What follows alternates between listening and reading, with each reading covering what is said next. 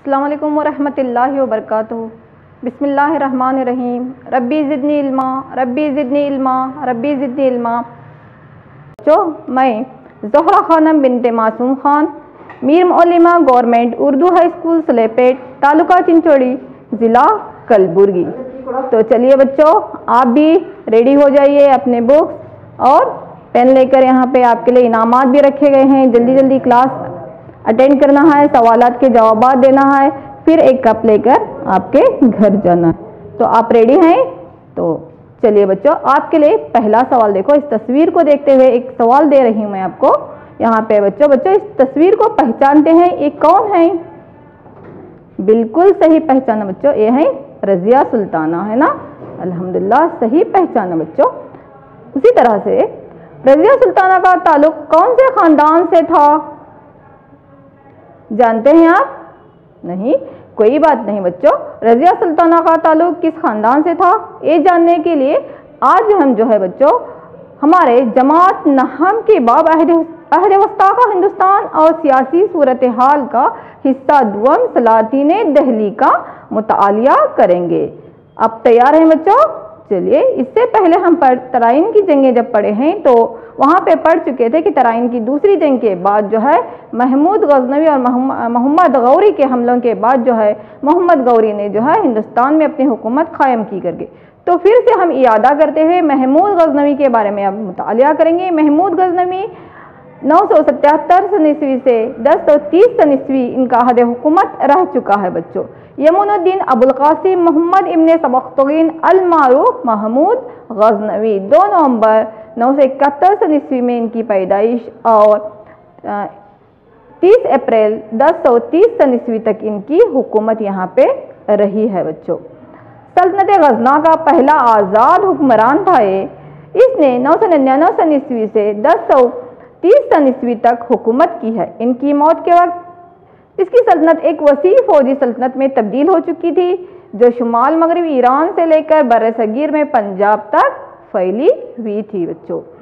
और महमूद गजनवी ने हिंदुस्तान पर 17 हमले किए। इसके हमले के वक्त मुल्तान का बादशाह राजा जयपाल भीमदेवा चंडेला राजा त्रिनोचला पाल को हराया। नागरकोटे, थानेश्वर, ग्वालियर, उज्जैनी जैसे शहरों पर भी हमले किए। इसने गुजरात के मशहूर सोमनाथ मंदिर पर जबरदस्त लश्कर के जरिए हमला किया। 1025 सन ईस्वी में शूलिंग वार वहाँ की बेहिसाब दौलत लूट गए। बच्चों ये जो आपको दिखाई दे रही है ये वही जो है सोमनाथ का मंदिर है जिस पर महमूद गजनवी ने हमला किया था। तो हिंदुस्तान पर कुल 17 हमले किए हैं। इस सोमनाथ मंदिर पर हमला जो है 1025 सन ईस्वी में किया गया है बच्चों। तो चलिए अब महमूद गजनवी और मोहम्मद गौरी के बारे में थोड़ा सा जो हम मुतालिया किए हैं, मैं महमूद गजनवी के बारे में आपको एक दो सवालात पूछती हूँ। सवाल नंबर पहला आपके लिए है, महमूद गजनवी कौन था? सवाल नंबर 1, महमूद गजनवी कौन था? बिल्कुल सही जवाब बच्चों, महमूद गजनवी सल्तनत गजना का पहला आज़ाद हुक्मरान था। उसी तरह दूसरा सवाल बच्चों, महमूद गजनवी की हुकूमत कब से कब तक रही? महमूद गजनवी की हुकूमत कब से कब तक रही है? बिल्कुल सही जवाब बच्चों, 2 नवंबर 1971 सन ईस्वी से 30 अप्रैल 1030 सन ईस्वी तक महमूद गजनवी की हुकूमत रही है। उसी तरह तीसरा सवाल बच्चों, महमूद गजनवी ने हिंदुस्तान पर कुल कितने हमले किए? महमूद गजनवी ने हिंदुस्तान पर कुल कितने हमले किए? बिल्कुल सही जवाब बच्चों, 17 हमले, है ना। एक और सवाल बच्चों आपके लिए, सोमनाथ पर हमला कब हुआ? सोमनाथ मंदिर पर महमूद गजनवी का हमला कब हुआ था बच्चों? बिल्कुल सही जवाब, 1025 सन ईस्वी में। आगे बढ़ते हैं बच्चों, अब पढ़ेंगे मोहम्मद गौरी के बारे में। महमूद गजनवी हो गया, अब मोहम्मद गौरी के बारे में पढ़ेंगे। ये है मोहम्मद गौरी, गौर के सुल्तान मोहम्मद गौरी, जिनका जिक्र हम तराइन की पहली जंग और तराइन की दूसरी जंग में पढ़ चुके हैं बच्चों। शहाबुद्दीन मोहम्मद गौरी का ताल्लुक सूरपश्तून कबीले से था। सैफुद्दीन सानी के इंतकाल के बाद गयासुद्दीन गौरी सल्तनत गौरिया के तख्त पर बैठा। इसने 576 हिजरी बमुताबिक 1173 सन ईस्वी में गजना को मुस्तकिल तौर पर फतह करके शहाबुद्दीन मोहम्मद गौरी, जिनका असल नाम मुइज़ुद्दीन मोहम्मद गौरी था, गजनी में तख्त पर बैठे। तो इनकी तख्त नशीनी कभी है 1173 सन ईस्वी में। तो मोहम्मद गौरी, इनका असल नाम क्या था बच्चों? मुइज़ुद्दीन मोहम्मद गौरी। मुइज़ुद्दीन मोहम्मद गौरी। गयासुद्दीन ने इस दौरान हरात, बलख भी फतह किए और हरात को अपना दारुल हुकूमत बनाया। दारुल हुकूमत बच्चों सदर मुकाम बनाया था। उसी तरह से उसके बाद खुसरो मुल्क की जानिब से लाहौर पर कब्जा कर लिया। इस तरह वो पंजाब में ताकतवर बन गया। पेशावर को इसने अपना फौजी मरकज़ बनाया। इस वजह से पंजाब का पड़ोसी इलाका दिल्ली और अजमेर पर हमला करने की कोशिश भी की थी। यहाँ पे आपको मैप में जो दिखाई दे रहा है, तो ये जो है खुसरो मुल्क की जानिब से होते हुए मुल्तान पर किस तरह से मोहम्मद गौरी ने अपने हमले किए थे। जो मार्क करके यहाँ पे पिंक कलर में जो बॉर्डर डाल चुकी है बच्चों, ये जो है मोहम्मद गौरी के फतहशुदा इलाके हैं। राजपूत बादशाह पृथ्वीराज चौहान के साथ 1191 सन ईस्वी में तराइन की पहली जंग हार गया और दोबारा 1192 सन ईस्वी में तराइन की दूसरी जंग में पृथ्वीराज चौहान को शिकस्त हुई। इसे तो इसके आप सियासी असरात क्या हुए देखेंगे। महमूद गजनवी और मोहम्मद गौरी के जो हमले हुए, अब सियासी असरात यहाँ पे हिंदुस्तान में कौन कौन से हुए तुर्कों की आमद की वजह से। यहाँ पे बच्चों मोहम्मद गौरी ने अपने गुलाम कुतुबुद्दीन ऐबक को हिंदुस्तान में अपना नायब मुकर्रर किया। कुतुबुद्दीन ऐबक अपनी सलाहियत का लोहा मनवाते हुए दिल्ली के तख्त से एक नई सल्तनत का आगाज किया जो गुलामा खानदान या गुलामा सल्तनत कहलाती है बच्चों। कुतुबुद्दीन ऐबक मोहम्मद गौरी का गुलाम होने की वजह से इसकी सल्तनत गुलामा खानदान या ये गुलामा सल्तनत कहलाती है, जो कि सलातीन दिल्ली आज जो हम पढ़ने जा रहे हैं इसमें ये पहली सल्तनत है बच्चों। अब एक सरगर्मी करेंगे। अब मोहम्मद गौरी के बारे में जो हम पढ़े उसके बारे में आपके लिए देखिए सवाल नंबर 1 आ रहा है यहाँ पे, मोहम्मद गौरी का असल नाम क्या था? सही जवाब बच्चों मुइज़ुद्दीन मोहम्मद गौरी। बच्चों दूसरा सवाल आपके लिए है, तराइन की पहली जंग कब लड़ी गई? तराइन की पहली जंग कब लड़ी गई? बिल्कुल सही जवाब 1191 सन ईस्वी में। अब जवाबात लिखते जाइए बच्चों, क्योंकि आज आपको ट्रॉफी लेके घर जाना है। उसी तरह तीसरा सवाल, किस जंग ने मोहम्मद गौरी के कदम हिंदुस्तान में मजबूत किए? किस जंग ने मोहम्मद गौरी के कदम हिंदुस्तान में मजबूत किए? सही जवाब था बच्चों आपका तराइन की दूसरी जंग, 1192 सन ईस्वी की तराइन की दूसरी जंग। एक और सवाल बच्चों आपके लिए, मोहम्मद गौरी ने अपने इंतजामिया के लिए किसको अपना नायब मुकर्रर किया? मोहम्मद गौरी ने अपने इंतजामिया के लिए किसको अपना नायब मुकर्रर किया? बिल्कुल सही जवाब लिखे थे ना आप, कुतुबुद्दीन ऐबक। एक आखिरी सवाल बच्चों आपके लिए, कुतुबुद्दीन ऐबक ने कौन सी सल्तनत की बुनियाद रखी? कुतुबुद्दीन ऐबक ने कौन सी सल्तनत की बुनियाद रखी? अल्हम्दुलिल्लाह सही जवाब लिखे, गुलामा सल्तनत। चलिए इस तरह से जो है अब दिल्ली के तख्त से सलातीन दिल्ली का आगाज़ होगा। तो ये सलातीन दिल्ली में कौन कौन सल्तनतें आते हैं, कौन कौन सी सल्तनतें आते हैं, अब हम देखेंगे।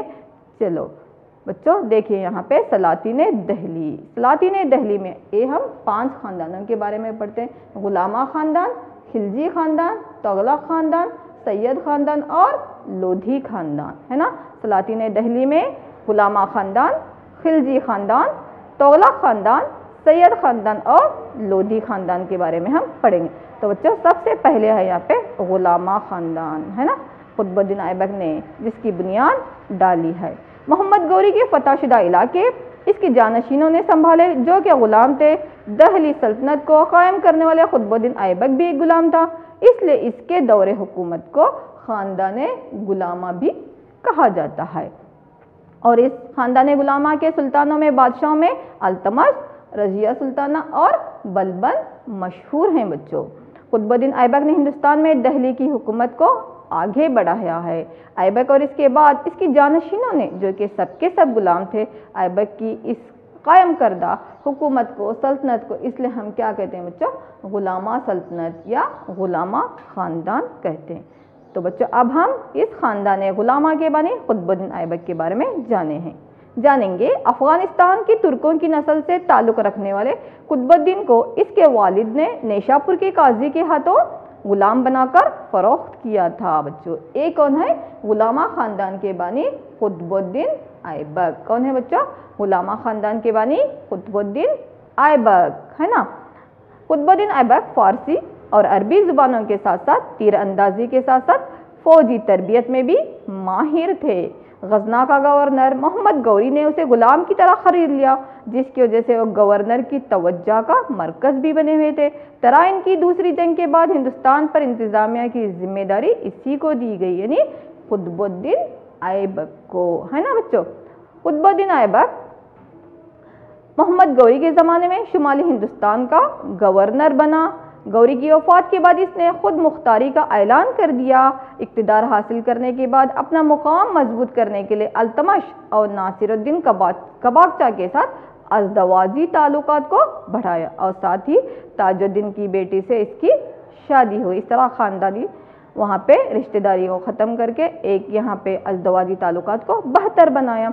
नासिरुद्दीन ताजुद्दीन मोहम्मद गौरी के ग़ुलाम थे। अल्तमश भी मोहम्मद गौरी का एक ग़ुलाम ही गुजरा है बच्चों। ये देख रहे हैं बच्चों, इसको पहचानते हैं, ये कौन सी इमारत है ना। ये जो मीनार दिख रहा है बच्चों, तारीख की एक अजीम इमारत, इसको क्या कहते हैं? बिल्कुल सही पहचाना बच्चों। ये क्या है? कुव्वतुल इस्लाम मस्जिद और कुतुब मीनार है। कुतुबुद्दीन ऐबक ने दिल्ली में कुव्वतुल इस्लाम मस्जिद की तामीर की और यहीं पर कुतुब मीनार की भी तामीर करने का आगाज़ किया। इस दौर के इसके दरबार में निज़ामी जैसे उल्मा भी थे। ताजुरुल मुआसिर ऐबक से मुतालिक मालूमात का ज़ख़ीरा रखने वाली किताब है। एक क्या है बच्चों? कुव्वतुल इस्लाम मस्जिद और कुतुब मीनार है, जिसकी तामीर जो है कुतुबुद्दीन ऐबक ने की। अब हम पढ़ेंगे आगे अल्तमश, है ना। गुलामा ख़ानदान के दूसरे बादशाह अल्तमश के बारे में पढ़ेंगे बच्चों।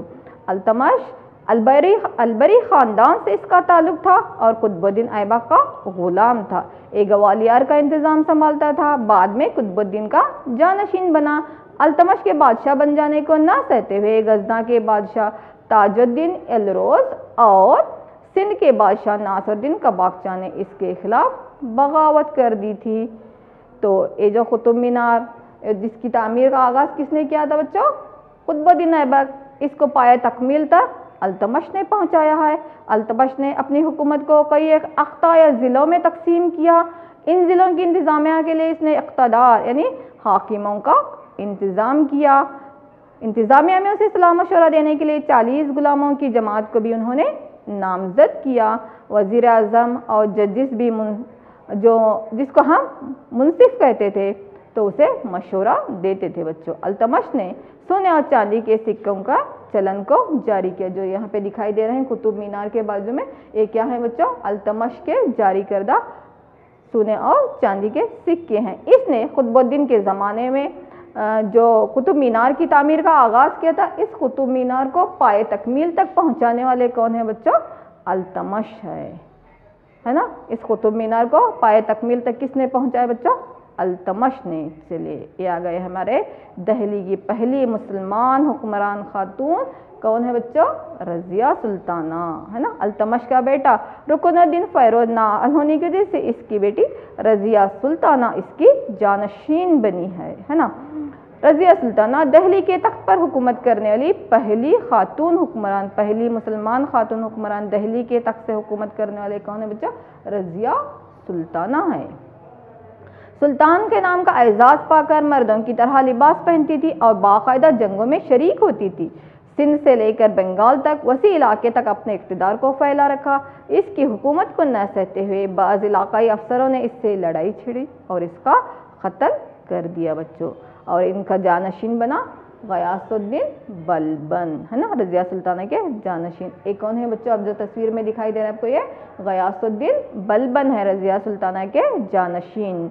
दिल्ली हुकूमत में अल्तमश का गुलाम बलबन, जो अपने आका का वफादार था, अक्लमंद और कई खूबियों का मालिक था, तुर गुलामों का एक रुकन बना। रज़िया सुल्ताना के दरबार में ये अमीर शिकार के अहदे पर मामूर थे। कौन? गयासुद्दीन बलबन रज़िया सुल्ताना के ज़माने में अमीर शिकार के अहदे पर मामूर हुआ। तुर्की सरदारी की इंतज़ामिया को काबिल बनाते हुए अपने कब्ज़े में ले लिया। मंगोलों के हमलों को रोकने में कामयाब रहा और रियासत में अमन और शांति का माहौल भी गयासुद्दीन बलबन ने कायम किए। शाही दरबार में रिवायत और पासदारी का चलन आम किया। ये अफ़गानी अंदाज का भारी शानदार लिबास पहना करता था। इसने खुद को खलीफतुल्लाह करार देकर बिला रोक टोक हुकूमत करते हुए जमहूरियत कायम किया। जागीरदार हासिल करदा ख़ानदानों से ज़मीनों को वापस ले ली। मुग़लों के हमलों से अपनी हुकूमत को बचाने के लिए सरहदी इलाकों में किले भी तामीर किए। ये नहायत ही काबिल हुक्मरान था। बलबन के बाद सुल्तान ख़ैक़बाद जो अपने वज़ीर के हाथों मारा गया, जिसके साथ ही हिंदुस्तान में गुलामा ख़ानदान का ख़ात्मा हो गया। तो बच्चों, कुतुबुद्दीन ऐबक, अल्तमश, रज़िया सुल्ताना और ग़यासुद्दीन बलबन गुलामा ख़ानदान के अहम हुक्मरान हो गुजरे। चलिए बच्चों, अब एक सरगर्मी मैं यहाँ पे जोड़ लगाने की दूंगी। ए बी सी ये 3 कॉलम है। ए में अल्फाज दूंगी, बी में दूंगी, और ए को बी के साथ जो जोड़ लगता है आप वो सी में लिखते, अपनी कापियों में लिखते चले जाएंगे, क्योंकि ट्रॉफी आपको लेकर जाना है ना बच्चों आज। चलिए, ए में देखिए यहाँ पे नंबर 1 है गुलामा ख़ानदान का बानी, नंबर 2 कुतुबुद्दीन ऐबक की तामीरात, नंबर 3 यहाँ पे अल्तमश का जानशीन, नंबर 4 कुतुब मीनार की तामीर मुकम्मिल की, नंबर 5 है यहाँ पे दहली के तख्त पर हुकूमत करने वाली पहली हुक्मरान खातून। देखिए बी में अब अल्फाज है यहाँ पे रज़िया सुल्ताना, अल्तमश, कुतुब मीनार क़ुव्वतुल इस्लाम मस्जिद, बलबन और कुतुबुद्दीन ऐबक। देखिए बच्चों, ए में जो अल्फाज हैं बी में उसको कौन सा मैच करता है, जल्दी जल्दी आप जो है यहाँ पे सी में लिखते चले जाएंगे। माशाल्लाह, अल्हम्दुलिल्लाह, सही। कुतुबुद्दीन ऐबक है ना, गुलामा ख़ानदान का बानी कुतुबुद्दीन ऐबक। कुतुबुद्दीन ऐबक की तामीरात बिल्कुल सही पहचान के लिखे थे बच्चों, कुतुब मीनार और क़ुव्वतुल इस्लाम मस्जिद है। उसी तरह बच्चों अल्तमश का जानशीन, अल्तमश के जानशीन कौन बने, देखिए बी में से पहचानिए। अल्हम्दुलिल्लाह, कौन, बलबन, बिल्कुल सही लिखे थे ना। चलिए, कुतुब मीनार की तामीर की तकमील किसने की थी बच्चों, अल्तमश ने, बिल्कुल सही जवाब। दहली के तख्त पर हुकूमत करने वाली पहली हुक्मरान खातून रज़िया सुल्ताना, ये भी सही जवाब है ना। चलिए, एक ट्रॉफी आपकी हो गई। अब आगे बढ़ेंगे हम सलातीन दहली में दूसरे ख़ानदान की तरफ। ये है खिलजी ख़ानदान, जिसकी हुकूमत 1290 सन ईस्वी से 1320 सन ईस्वी तक खिलजी ख़ानदान का दौरे हुकूमत रहा है। खिलजी ख़ानदान या खिलजी हुकूमत का बानी जलालुद्दीन खिलजी था बच्चों। ये कौन है बच्चों, जलालुद्दीन खिलजी है, जो कि खिलजी ख़ानदान के बानी। एक निहायत रहमदिल आदमी था और दरगुजर करने वाला, लिहाजा हुकूमत के दिगर अफसरान इसके मुखालिफत साजिशें करते हुए ताकतवर बन बैठे। आगे चलकर जलालुद्दीन का कत्ल अलाउद्दीन के हाथों होगा और फिर वो अलाउद्दीन खिलजी जो है दहली के सुल्तान बन गए। तो ये है बच्चों अलाउद्दीन खिलजी। ये कौन है बच्चों, अलाउद्दीन खिलजी है ना, खिलजी ख़ानदान के अगले हुक्मरान। जलालुद्दीन खिलजी के जेर साए अलाउद्दीन का बचपन गुजरा। ये बहादुर फौजी था जो गवर्नर और फौज का सिपह सालार भी हुआ था। सिपह सालारी की हैसियत से इसने मालवा, भलसा और देवगिरी पर हमलों में बेशुमार दौलत लूट ली थी बच्चों। देवगिरी के रामचंद से हासिल करदा बेइंतहा दौलत ही इसको रहनुमा और सरपरस्त जलालुद्दीन के कत्ल पर उकसाने लगी। इस तरह ये अलाउद्दीन जो है दहली का बादशाह बन गए। किसके बाद बच्चों, जलालुद्दीन खिलजी के बाद।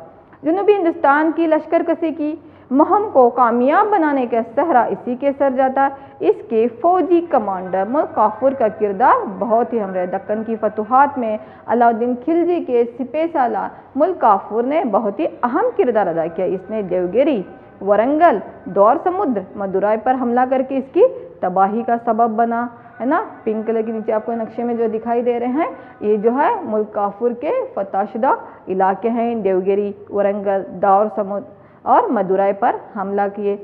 उसी तरह से जो है जनूबी हिंदुस्तान में जो है उन्होंने अपने कदम को मजबूत किया था बच्चों। मगर इसने अपने फतह करदा इलाकों में शामिल किए बगैर सिर्फ वहाँ की दौलत पर इसकी नज़र रखी और उसको मुकम्मल तौर पर लूट लिया। इस तरह कहा जाता है कि उन इलाकों को अपने में शामिल करने, अपनी हुकूमत में शामिल करने की बजाय वहाँ पर उनकी दौलत पर उसकी नज़र रही थी बच्चों। इसका तीसरा बेटा मोहम्मद बिन मुबारक 4 साल तक हुकूमत करने के बाद खुसरो नामी एक सिपाही के हाथ मारा गया। आगे चलकर गाजी मुल्क गयासुद्दीन तगलक खुसरो को मार डाला और तगलक ख़ानदान की बुनियाद डाली। तो इस तरह से खिलजी ख़ानदान का खात्मा हो गया बच्चों। अब आने वाला ख़ानदान कौन सा है बच्चों, तगलक ख़ानदान। चलिए, तगलक ख़ानदान को बढ़ने से पहले 1-2 सवालात यहाँ पे सरगर्मी की तिहत देखते हुए और उसी के साथ साथ अलाउद्दीन खिलजी के इस्लाहात भी देखते चले जाएंगे, फिर तगलक ख़ानदान की तरफ बढ़ेंगे। तो सबसे पहले देखेंगे हम इंतज़ामी सुधार। इंतज़ामिया में अलाउद्दीन खिलजी ने कौन कौन से सुधार लाए, कौन कौन से तरक्याती कामों को उन्होंने अंजाम दिए हैं बच्चों। अलाउद्दीन खिलजी की इंतज़ामिया में चंद एक इस्लाहात रोब अमल में लाई गई। मजहबी अतियात, इनामात, ज़मीनात और इमदादी रकूमात को बंद कर दिया उन्होंने। इंतहाई लायक जासूसी निज़ाम को कायम किया ताकि हुकूमत को दुश्मनों से महफूज रख सके बच्चों। शराबबंदी, नशावर और अद्वियात की खरीदो फरोख्त पर भी पाबंदी। पांसे का खेल, जिसको हम क्या कहते हैं बच्चों, जुआ कहते हैं, उस पर भी उन्होंने क्या किया, पाबंदी आयत की। सरदारों की जमात, अवाम से दोस्ती और घुलने मिलने के मौके और बैन ज़ात शादियों पर रोक लगा दी। अवाम से ज़्यादा मिक़दार में लगान वसूल करने का हक भी उन्होंने इंतज़ामी सुधार के तहत दिया था। अब है फ़ौजी इस्लाहात। फ़ौज में कौन कौन से इस्लाहात अलाउद्दीन खिलजी ने किए थे। फ़ौजियों की भर्ती, तरबियत, हथियारों की तरबियत, घोड़ा और नकद रुपए की सूरत में तनख्वाह देने की जिम्मेदारी फ़ौजी वजीर को दी गई थी। हर एक सिपाही और घोड़ों के बारे में तफसीलात देने का रिकॉर्ड रखा गया था, यानी हर एक के बारे में तफसीलात को दर्ज किया जाता था, उसकी रिकॉर्ड रखी जाती थी। घोड़ों पर मोहर लगाने की रस्म लाई गई, सरहदों पर किले तामीर किए। तो इस तरह से जो है फ़ौज में यहाँ पे अलग अलग वहाँ पे अहदे भी हुआ करते थे। अब देखेंगे बच्चों तिजारती इस्लाहात। तिजारत में अलाउद्दीन खिलजी ने कौन कौन से इस्लाहात लाए हैं। तो बच्चों ये देखिए, ये क्या है, अलाउद्दीन खिलजी के ज़माने के सोने के सिक्के जो उन्होंने जारी किए थे। ज़िंदगी गुजारने की ज़रूरी अशिया, ग़िज़ाई अजनास, तेल, शक्कर, नमक, कपड़ा वगैरह की कीमतों को थोड़े से फ़ायदे पर बेचने का इंतज़ाम किया ताकि आम अवाम जो है आसानी के साथ अपनी बुनियादी ज़रूरतों को ख़रीद सके।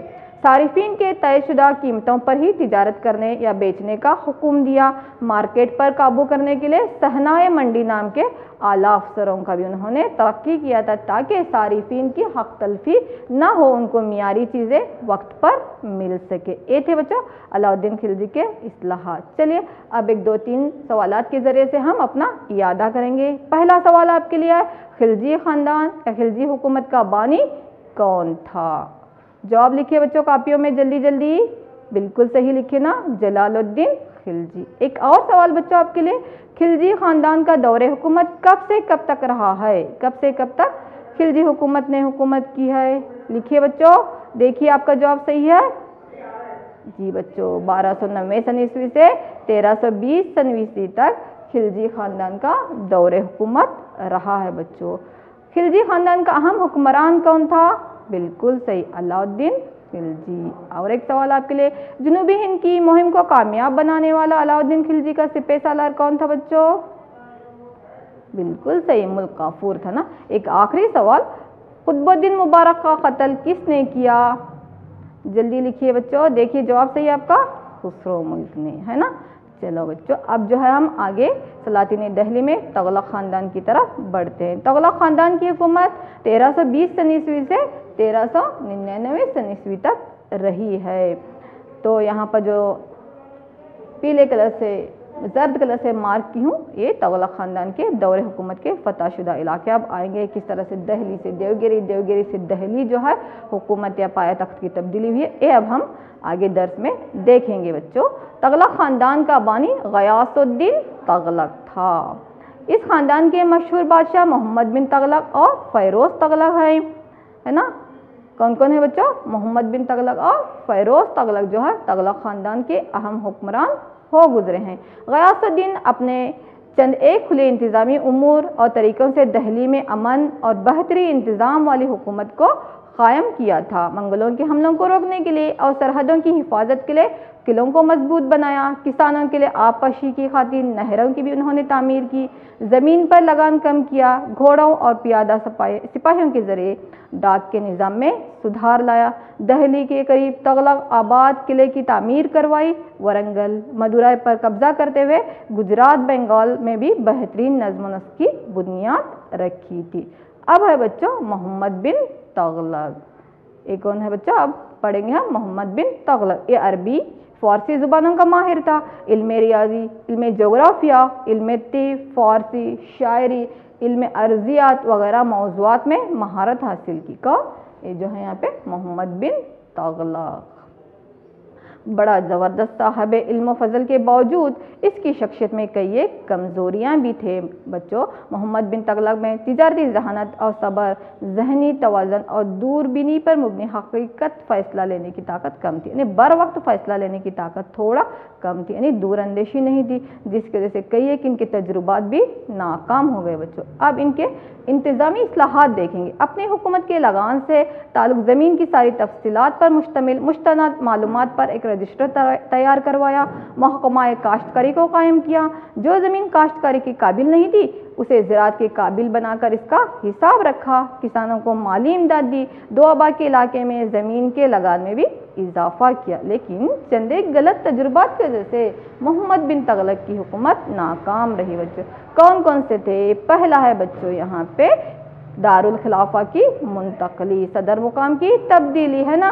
पहले सदर मुकाम दहली था, अब दहली से हुकूमत दिया उन्होंने देवगिरी। चले अभी पूरे वहाँ के अवाम कहाँ जा रहे हैं? अभी देवगिरी। फिर देवगिरी से दहली, ये दारुल खिलाफा की जो मुंतकली है, यहाँ भी जो है मोहम्मद बिन तुगलक को नाकामी का सामना करना पड़ा। यानी मोहम्मद बिन तुगलक अपनी राजधानी दहली से वस्त हिंदुस्तान के देवगिरी को मुंतकल किया, जिसका मकसद एक अजीम सल्तनत का मरकज़ मुल्क के दरमियानी इलाके में होना चाहिए था। इससे मुखालिफिन के हमले से बचने में भी सहूलत होती थी, मगर एक उम्दा प्लान ए मंसूबा न बनाते हुए नकल मकानी की मुनासिब सहूलतें न थी, जिसकी वजह से लातादाद लोगों को जो है मुश्किलात का सामना करना पड़ा। देखो वहाँ पे दहली कहाँ है? देवगिरी यहाँ पे बच्चों।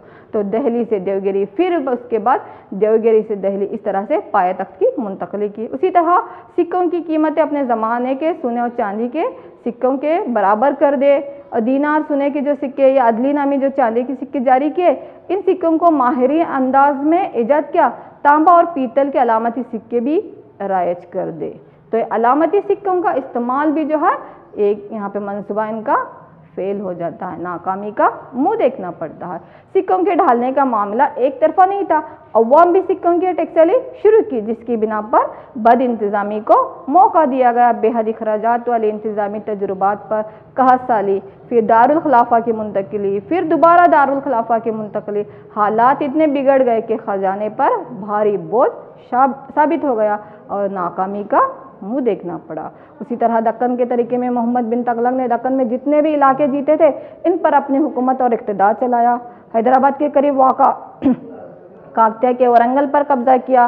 वैसला के दौर समुद्र पर तबाह ताराज किया और जनूबी हिंदुस्तान में वाक़ा मदुराई को जीत लिया। इसकी इंतज़ामिया को चलाने के लिए जलालुद्दीन हसन को वहाँ का गवर्नर मुकर्रर किया था बच्चों। अब तुगलक के जानशीन कौन बने बच्चों? मोहम्मद बिन तुगलक के बाद आने वाला फ़िरोज़ शाह तुगलक के ज़माने में कई एक अवामी मुफाद के कामों काज नाफिज किए गए। अवाम की मदद करने की खातिर जो है कर्ज़ की माफ़ी, मोहम्मद बिन तुगलक के हमलों के शिकार हुए लोगों को माली इमदाद भी दी गई। तकरीबन 20 साल के टैक्स निकाल दिए गए। सिर्फ खानगी और आबपाशी पर टैक्स वहाँ पे रखे गए। कई मसाजिद, मनादिर और शहर भी बसाए गए थे बच्चों। मुसाफिर खानों की भी वहाँ पे तामीर की गई। चलो अभी यादें के चंद एक हम नुकात देखेंगे जो अब तक पढ़े हैं बच्चों। यहाँ पे तुर्कों की आमद पढ़े, महमूद गजनवी और मोहम्मद गौरी। फिर सलातीन दहली में गुलामा ख़ानदान में कुतुबुद्दीन ऐबक, अल्तमश, रज़िया सुल्ताना, बलबन। उसी तरह खिलजी ख़ानदान में जलालुद्दीन खिलजी और अलाउद्दीन खिलजी के बारे में पढ़े। तुगलक ख़ानदान में मोहम्मद बिन तुगलक और मोहम्मद बिन तुगलक के नाकामी के तजुर्बात पढ़े हैं ना बच्चों। चलिए अब जो है आपको ये ट्रॉफ़ी लेने के लिए अपना होमवर्क करना ज़रूरी है। होमवर्क के लिए आपका सवाल है यहाँ पे, तुगलक ख़ानदान का बानी कौन था? सवाल नंबर 2 है। तुगलक ख़ानदान के मशहूर बादशाह कौन थे? सवाल नंबर 3 है। मोहम्मद बिन तुगलक ने अपना दारुल मुखलफा दहली से कहाँ मुंतकल किया? और सवाल नंबर 4 है बच्चों, सोने के सिक्कों की वजह मोहम्मद बिन तुगलक ने चांदी के कौन से सिक्के जारी किए? सवाल नंबर 5 आपके लिए है, मोहम्मद बिन तुगलक का जानशीन कौन बना? तो चलिए जल्दी जल्दी जो सवालात हल करेंगे। ये ट्रॉफ़ी लीजिए, है ना, ये आपके लिए है। आप होमवर्क मुकम्मल करना है।